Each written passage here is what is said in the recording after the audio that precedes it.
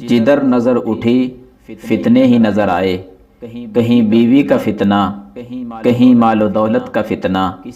کسی کا نفس فتنوں کا شکار تو کسی کی اولاد فتنوں میں مبتلا ہے،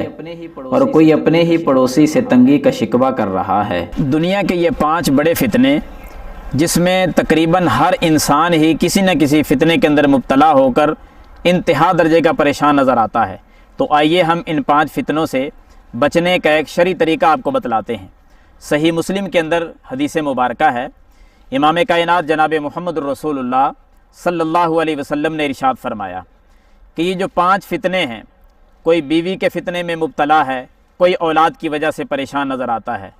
تو کوئی اپنے نفس سے اٹھنے والے برے خیالات کے فتنوں میں غرق ہو چکا ہے، اور کوئی اپنے مال کے فتنے میں مبتلا ہو کر اپنی زندگی خراب کر بیٹھا ہے، اور اسی طرح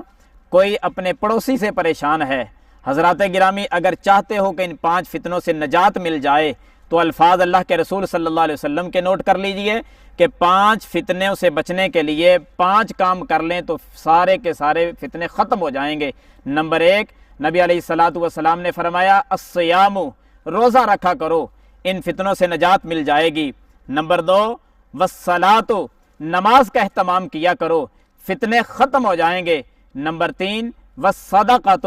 کبھی کبھی صدقہ بھی دے دیا کرو، نجات مل جائے گی ان فتنوں سے۔ اور تھوڑا سا اور آگے بڑھیں، چوتھا کام میرے آقا علیہ الصلوۃ والسلام نے یہ ارشاد فرمایا والامر بالمعروف،